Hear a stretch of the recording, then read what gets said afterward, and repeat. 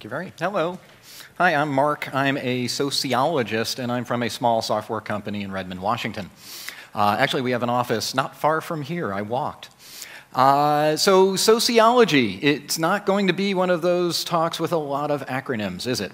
Instead, we're going to mint some very long words and multi-word phrases. Socially opportunistic devices is one of those terms, and I think I'm certainly going to walk away from the conference with the from pots to pans line, and I want to thank you for that. I'll keep that and use it repeatedly. What I want to talk about is how these devices are going to change society. And I think you're all interested in that topic and are engaged in the actual plumbing work of doing so. I'd like to assume you all succeed. And I mean financially, but no, I mean, I think you'll all succeed in delivering this broadband, wireless, everywhere, all the time kind of service, and we're starting to see it already. What are the social implications of all of that? So I'll start by giving you a brief overview of Microsoft research in Redmond. Good enough.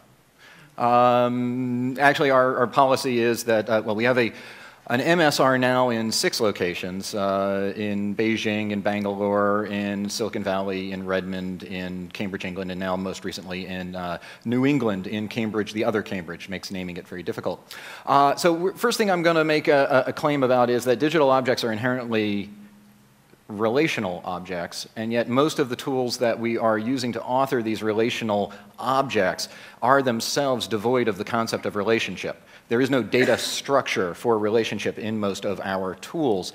And a good example of this is just how bad things like email and messaging really are. So ask your email basic sociological questions like, how often have I mailed this person before? And if this is an unread message from somebody, how many times have I replied to them in the past? So any awareness of this as more than the atomic unit of communication seems to be missing from a lot of these systems.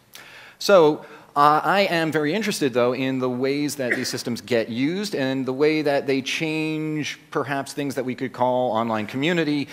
In fact, I'd rather not call them online community. I'd rather call them computer-mediated collective action systems. Collective action is that thing that we all engage in whenever 2 or more people get together.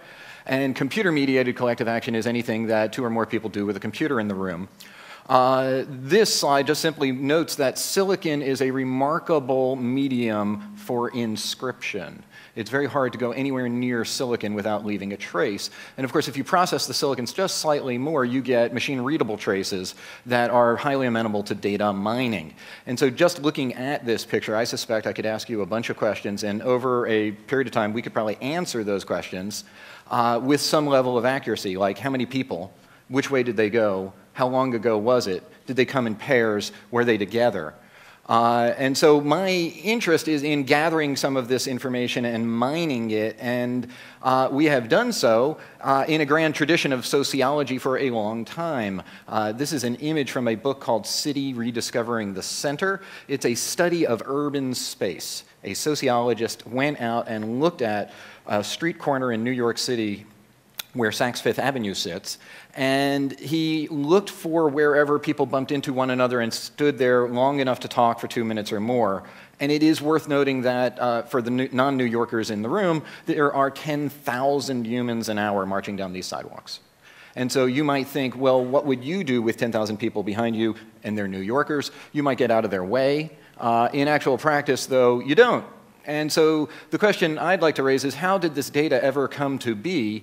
And the answer is, it used one of the most sophisticated data collection technologies available at the time, known as graduate student.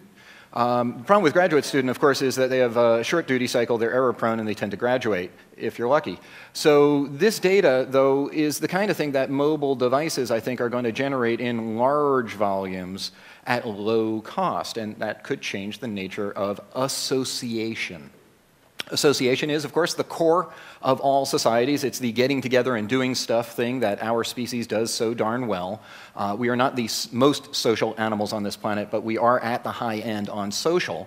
Ants are more social than we are. Not even every mammal is social. Tigers are mammals. They're not very social. Tigers only need tigers for one thing. That's making more tigers.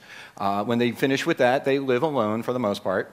So the question is, how can we study collective action, and what will these tools do to us when they start generating tons of data about us? So we call this MoSoSo, mobile social software. And I'll note that it is a big distinction between the old ways of doing information, where information was in a temple somewhere, to information being laminated on every place, and I'll note every person. So there are a bunch of books out there. I'm going to introduce you to my sociology bookshelf, and I'm going to suggest that some of these concepts are very useful for the business that you're in. The first of which is the idea of cooperation and collective action, and the Professor Robert Axelrod does a fine job of introducing those concepts. The idea of a commons and how to manage a commons without a central authority to sit on top of us all and make us behave. That's the work of Elinor Ostrom. Irving Goffman is of particular interest, I think, to you all. This is the book, Presentation of Self in Everyday Life. This is how you do being you. How do you go about presenting yourself to others? The choice of shirt, the choice of clothing, the backpack you carry. These were all signals you chose to communicate some identity about